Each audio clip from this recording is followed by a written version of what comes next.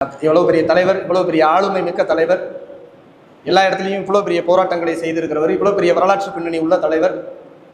ஆனால் இளைஞர்களுக்கு சரியா தலைவருடைய இந்த கடந்த கால வரலாறுகளும் போராட்டங்களும் தெரியலையே, தெரிஞ்ச நம்ம ஏதாவது செய்யணும் அப்படின்னு இளைஞர்கள் மத்தியில் உருவான ஒரு சின்ன இது.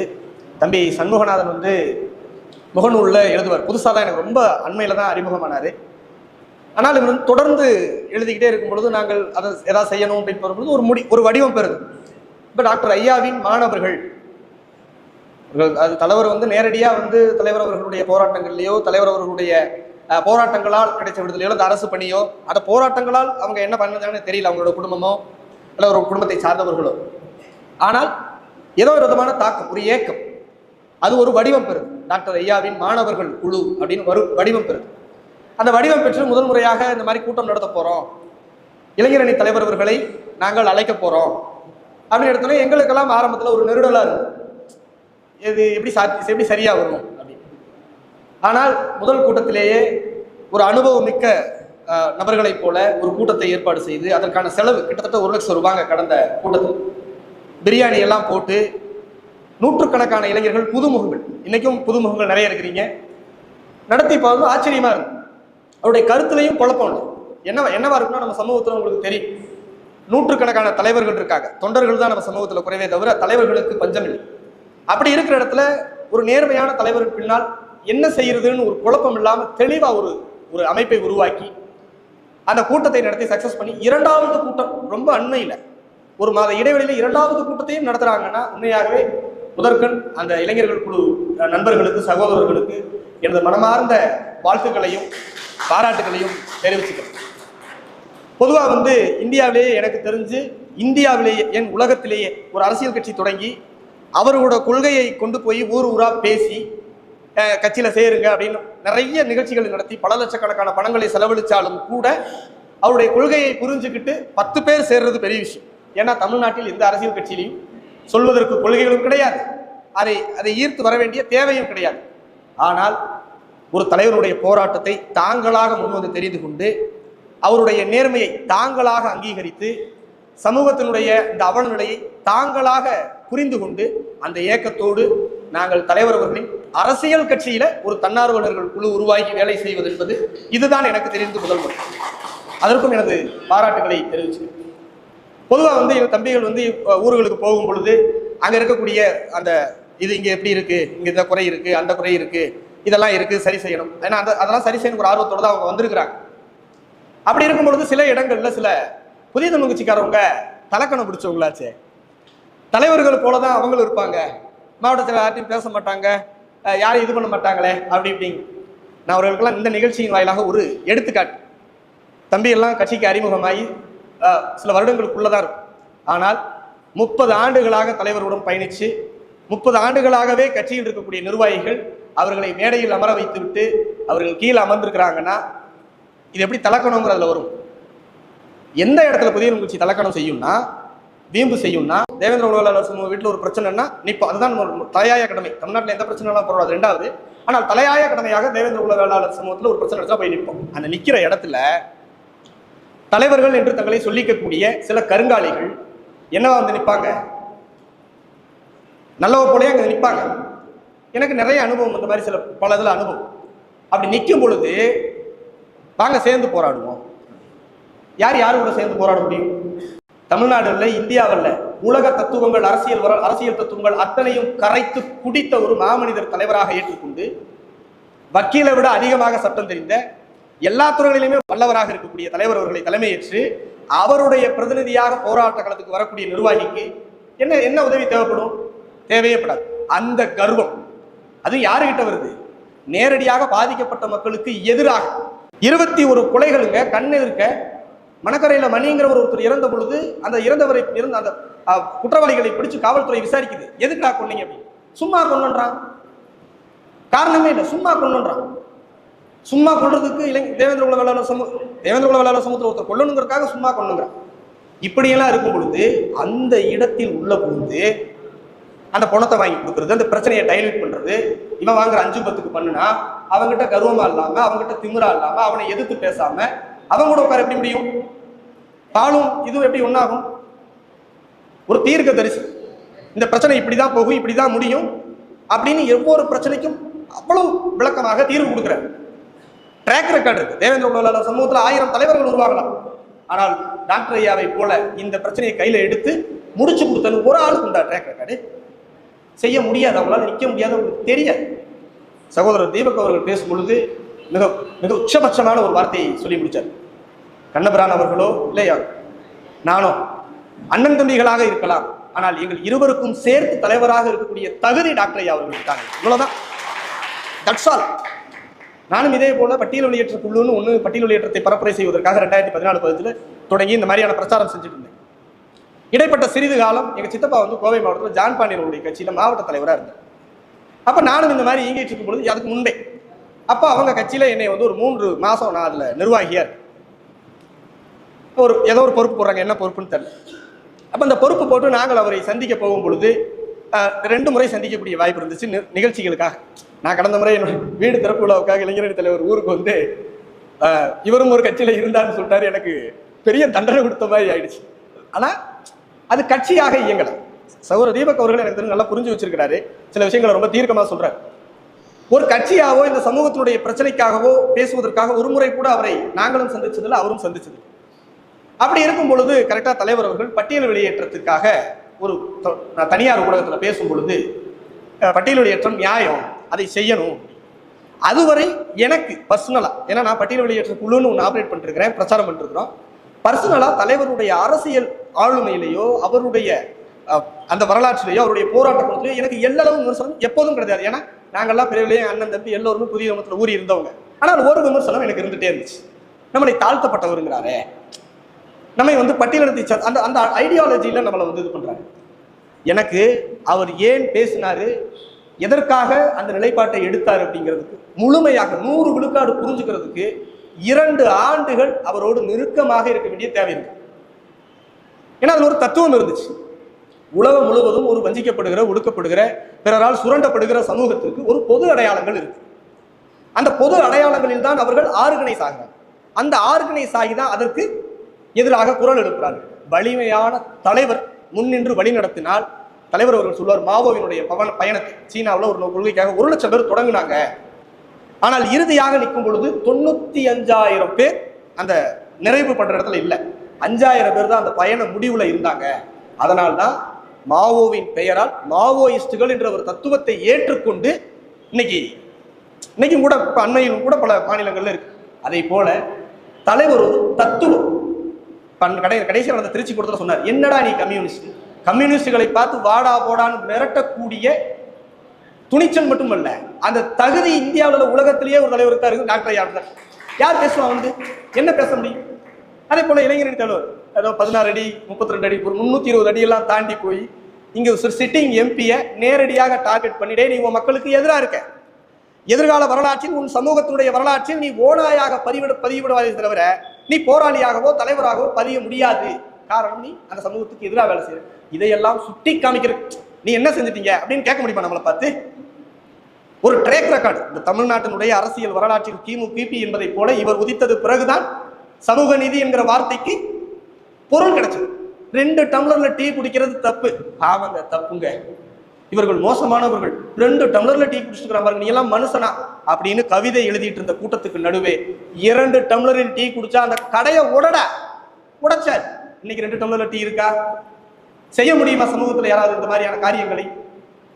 மாஞ்சோலையில அவர் போராட்டத்தை துவங்கியது 90கள், கிட்டத்தட்ட 30 ஆண்டுகளை நெருங்கிடுச்சு. அப்ப அவருடைய தொகுதியாக இருந்தது. இப்ப அது தொகுதியும் இல்லை. ஒருவேளை தொகுதியாக இருந்தாலும் அங்கு ஓட்டு போடுவதற்கு லட்சக்கணக்கான மக்களோ ஆயிரக்கணக்கான மக்களோ இல்லை. அங்க இருக்கிறதேங்க இன்னைக்கு தேதியில் ஒரு 500 பேர் இருப்பாங்க. அந்த 500 பேரை நீ கீழே இறக்கணும்னா என்ன தாண்டி தாண்டா இறக்கி விட முடியும் நிக்கிறார் பாருங்க. 30 ஆண்டுகள் ஆச்சு, எந்த பயனும் கிடையாது, எந்த பலனும் கிடையாது. ஆனால் பாதிக்கப்படுற மக்கள் பக்கம் நிக்கணுங்கிற அந்த நேர்மை, நாங்களாம் ஏன் அந்த உறுதியோட நிக்கிறோம்? கதிரேசன் அண்ணன் ஒன்றும் இங்க பெரிய அபார்ட்மெண்ட் வாங்கி வச்சிடல, பிரகாஷ் அண்ணன் ஒன்றும் பெரிய அபார்ட்மெண்ட் வாங்கி, சபரி அண்ணன் ஒரு பெரிய 2 தியேட்டர் ஓடரா இல்ல, இளைஞரணி தலைவர் அவர்கள் ஒரு எதுவும் காசை கொடுத்து இதை கொடுத்து ஏதாவது செய்வோம் அப்படின்னு மற்றவங்களை போல செய்யல. ஆனால் ஒரு எம்பி, அமைச்சர், தலைவர், இளைஞரணி தலைவர் வரும்பொழுது எதிரில் ஒரு அமைச்சர் கிராஸ் ஆனார் 3 வண்டியோட. ஆனால் எந்த பதவியும் இல்லை, எந்த அதிகாரமும் இல்லை. அவங்க குடும்பமே இந்த சமூகத்திற்காக தங்களை அர்ப்பணித்துக் கொண்ட ஒரே காரணத்தினால் இன்னைக்கு 30 வாகனத்தோட இளைஞரணி தலைவர் ஒரு நிகழ்ச்சிக்கு வந்து இதான். இளைஞரணி தலைவரை இப்போது கூப்பிடும் பொழுது அம்மா தான் காலையில நேரமா வழி அனுப்பினாங்க. தலைவர் அவர்கள் போலாம். அந்த அம்மாவின் கண்களில் ஒரு பெற்ற தாய், இப்பதான் அண்மையில தான் இளைஞரணி தலைவர்களுக்கு பெண் குழந்தை பிறந்திருக்கு, எல்லாத்தையும் விட்டுட்டு தென் மாவட்ட பயணம். இன்னும் அந்த அம்மாவுடைய கண்களில் எப்படி தலைவர் அவர்களை வெளியனுப்பும் பொழுது பார்த்துப்பாங்கன்னு சொல்றது இல்லை, போயிட்டு வாங்கன்னு கூட சொல்றது இல்லை, பட் ஆனால் அதை விட அதிக மடங்கான அந்த கண்களில் ஏக்கத்தோடு இளைஞரணி தலைவரை அனுப்பி வைக்கிறாங்க. ஒரு தலைமுறை கடந்து அடுத்த தலைமுறையும் இந்த சமூகத்தினுடைய இந்த போராட்டத்திலேயே இணைஞ்சுக்கிறது.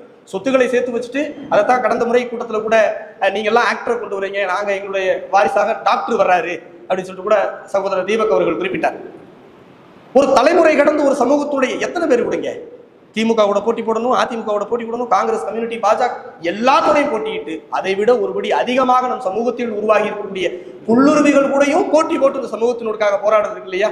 எல்லாரும் சமூகத்துக்காக போராடுவாங்க, நாம தான் அந்த சமூகத்துக்கிட்டே போராடிட்டோம். ஸோ இந்த அவலநிலைக்கு மத்தியிலும் கூட தன்னுடைய படிப்பு, தன்னுடைய எதிர்காலம் எல்லாம் இந்த சமூகத்திற்காக தான் அப்படின்னு அர்ப்பணிச்சு, இந்த அர்ப்பணிப்பு வேறு யாரோடாவது இருந்தா, யார்கிட்டையாவது சுட்டி காமிக்கிறதுக்கு ஒரு துளி இருந்தாலும் கூட இங்க இத்தனை இயக்கம் உருவாகிறதுக்கு நியாயம் இருக்கு, ஒரு தர்மம் இருக்கு. எதுக்காக உருவாகிறோம்னு சொல்லி உருவாகிறாங்களோ அதுல ஒரு துளியும் கூட செயல்படுத்த அவங்களால முடியல, அவங்களுக்கு தெரியாது. வச்சுட்டா வந்து பண்றாங்க தெரியாது. ஆனால் அவர்களுக்கு தெரியாதுன்னு அவர்களுக்கு தெரியணும்ல, நம்மளால முடியாதுன்னு அவங்களுக்கு தெரியணும்ல, அதை சொல்றதுக்கு ஒரு பெரும் படை, இளைஞர் படை தேவை. நிறைய நம்ம சகோதரர்கள் உள்ள போகும் பொழுது நிர்வாகிகளுக்கும் அந்த மக்களுக்குமான ஒரு இடைவெளி இருக்கு. நீங்க எல்லாம் வர்றீங்க, பொறுப்பாளர்கள் வரல. இன்னைக்கு கூட இன்னைக்கு இந்த கூட்டம் நடத்திட்டு ஒரே நாள்லங்க பாஜக இந்தியாவே ஆளுது. ஆனா தமிழ்நாட்டில் ஒரு நிகழ்ச்சி தான் நடத்த முடியும், ஒரு நிகழ்ச்சி நடத்துறது அவங்களால முடியாது. ஆனால் இதே தேதியில 6-7 மாவட்டத்துடைய நிர்வாகிகள் தலைவரோடு கலந்தாய்வு கூட்டமாக கோயம்புத்தூர்ல நடந்துட்டு இருக்கு. இங்க ராமநாதபுரத்துல இளைஞரணி தலைவர் தலைமையில ஒரு அரசியல் இளைஞர்கள் கூட்டம் நடந்துட்டு இருக்கு. இவ்வளவு நடத்தி இவ்வளவு செல்வாக்காக இருந்தும் கூட அதிகாரத்தை கைப்பற்றணும்னு ஒரு பொழுது, ஆட்சி அதிகாரத்தின் மீது அந்த ஆசை வரணுங்கிற பொழுது, அதிகாரம் இருந்தா தான் இந்த மக்களுக்கு எளிமையாக சேவை செய்ய முடியும், எதையும் நிறைவேற்றி தர முடியும் அப்படிங்கிற அந்த புரிதல் வரும் பொழுது இந்த மக்கள்கிட்ட ஏதோ ஒரு பிரச்சனை. எல்லா சமூகங்களும், இப்ப நிறைய சமூகங்கள் சாதி ரீதியாக அரசியல் பேசுறாங்க. ஆனால் தேவேந்திர குல வேளாளர்களுக்கு மட்டும்தான் அதிகாரத்தை பெறுதல்ல பிரச்சனை. தேர்தல்கள் வருது போகுது, ஆனால் அதிகாரம் தேவேந்திர குல வேளாளர்கள்ட்ட வருதுன்னா வரும். என்ன காரணம் அப்படின்னா, ஒன்று எனக்கு தெரிஞ்சுக்க, நான் ஒரு முறை நம்ம தியாகியருடைய நினைவேந்தலுக்கு ஒரு 10-12 ஆண்டுகளுக்கு முன்பு போறப்ப யார் சிந்தனையில் உதித்த வரிகள்னு தெரியல, அவருடைய நிகழ்ச்சியை போட்டு ஒரு வரி எழுதியிருக்கிறாங்க. இந்த சமூகம் என்றாவது ஒரு நாள் விழித்துக் கொள்ளும் என்கிற நம்பிக்கையில் உறங்குகிறது ஒரு ஆன்மா அப்படின்னு எழுதிருச்சு. 12 ஆண்டுகள் கழிச்சும் இன்னும் இந்த சமூகம் அரசியல் விழிப்படையாம இருக்குது. அந்த உதாரணத்துக்கு அண்மையில ராமநாதபுரம் மாவட்டத்துக்குள்ள ஒரு போஸ்டர் பார்த்தோம். ஒரு கட்சியில எங்களை நீ மாநிலம் கிடையாது, எனக்கு சீட்டு கொடுக்கலாம் சண்டை கிடையாது, மாவட்டத்துல ஒரு பாடி, அந்த பாடியில எங்களை உறுப்பினரா சேர்க்கல, நாங்க அந்த மாவட்ட நிர்வாகத்தை கண்டிக்கிறோம் அப்படின்னு போஸ்டர் அடிச்சு விட்றாங்க. இவ்வளவு வலிமை. அது எப்பவுமே நாம வலிமையா நின்றுட்டு தான் எதிரியை தாக்க முடியும். நாமளே கோட்டையா இருந்து உடசலா இருந்து ஒரு ஆர்கனைஸ் ஆகலைன்னா எப்படி இப்ப எதிரியை தாக்க முடியும்? எதிரி யார் என்று தெரியும், இலக்கு என்னன்னு தெரியும், பிரச்சனை என்னன்னு தெரியும். இருந்தாலும் அந்த புள்ளியில் இணையறதுக்கு ஈகோவை தவிர அல்லது அந்த அகந்தையை தவிர வேற ஒன்னே. இப்ப இளைஞர்கள்லாம் இன்னைக்கு ஊர்களுக்கு தொடர்ந்து போறாங்க. போகும்பொழுது அந்த இளைஞர்கள்ட்ட எனக்கு ஒரு ரிக்வெஸ்ட் இருக்கு. நீங்க போகும்பொழுது அண்ணன் பால்சாமி அண்ணன் அவர்கள் சொன்னார், நீங்க ஒரு நிகழ்ச்சி ஒரு மாவட்டத்தில் நடத்துறீங்கன்னா முதல்ல அந்த மாவட்ட நிர்வாகிகளை அழைச்சி அவங்கள்ட்ட ஒரு டிஸ்கஸ் பண்ணிக்க, அதன் பிறகு நிகழ்ச்சிக்கான திட்டமிடுதலை எடுங்க. அது நிறைய பிரச்சனைகளை சால்வ் பண்ணும், அது நிறைய பிரச்சனைகளை உங்களுக்கு சொல்லி. நீங்க புதுசா போகும்பொழுது உங்கள் கருத்துக்களை கேட்க இளைஞர்கள் தன்னெழுச்சியாக முன் சமூகத்திற்கான அரசியலை பேசும் பொழுது கேட்கறதுக்கு எல்லாம் தயாரா இருக்கிறாங்க. ஆனா இது ஒரு பாடி, நம்ம கட்சிங்கிறது ஒரு பாடி. அந்த பாடியில் நின்று அந்த வேலையை செஞ்சாதான் அது முறையா இருக்கும். விமர்சிப்பான், பேசுவான், எதிர்மறை கருத்துக்கள் வைப்பான். ஏன்னா அவரோட வேலையே அதுதான். அவர்கள் எல்லாம் புறந்தல், அவர்கள் அப்படித்தான். அவர்கள் பிறப்பு, அவர்களுடைய படைப்பு அதுக்காகத்தான்.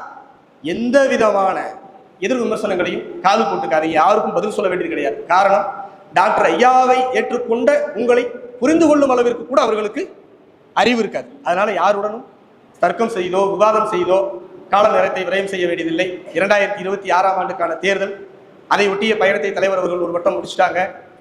அது இல்லாமல் நம்மளுடைய மாநாடு, மாநில மாநாடு, வருகின்ற மாநில மாநாடு குடும்ப சகிதமாக இந்த இருக்கக்கூடிய சின்ன சின்ன லேங்கிங்ஸ், நம்ம சொன்னது எல்லாமே தீர்க்கவே முடியாத பிரச்சனைகளாலும் இல்லை, மிக எளிமையாக தீர்க்கக்கூடிய பிரச்சனை தான். ஆனால் இளைஞர்களுக்கு அந்த புரிதலை ஏற்படுத்தினா, இளைஞர்களை ஏன் உயர்வாக நம்ம நினைக்கிறோம்னா, அந்த இளைஞர் அந்த குடும்பத்தினுடைய எதிர்காலம், அந்த குடும்பத்தினுடைய முகவரி. அப்படி இருக்கும் பொழுது இளைஞர்களை சந்திச்சிருங்க.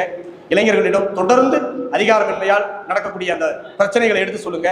அதிகாரம் எவ்வளவு முக்கியம், அந்த அதிகாரம் யார்கிட்ட இருந்தா சரி. இப்ப தேவேந்திர குல வேளாளர் சமூகத்தில் 10க்கும் மேற்பட்ட சட்டமன்ற உறுப்பினர்கள் இருக்கிறாங்க.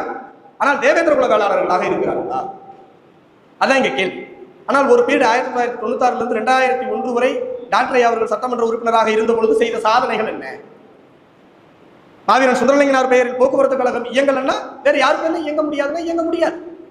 அதுதான் நிலை. அப்படியான வலிமையான தலைவரை அதிகாரத்தில் அமர வைக்காம இங்கு எதுவுமே மாற சாத்தியமே கிடையாது. இளைஞர்கள் எல்லோருமே தங்கள் குடும்பத்தில் இருக்கக்கூடியவர்களிடம் தொடர்ந்து சொல்லுங்க. அதுலேயும் பரமக்குடி, ராமநாதபுரம் சுற்றுவட்டார பகுதிகளில் ராமேஸ்வரத்தில் நினைக்கிற இளைஞர்கள் வந்து இளைஞரணி தலைவரை சந்திச்சுட்டு ஒரு செய்தி சொல்றாங்க. கடையர் என்கிற டைட்டில் மட்டும் பல்லாயிரக்கணக்கான பேர் இங்க இருக்கிறாங்க, ஆனா இன்னும் ஆர்கனைஸ் ஆகாம இருக்கிறாங்க.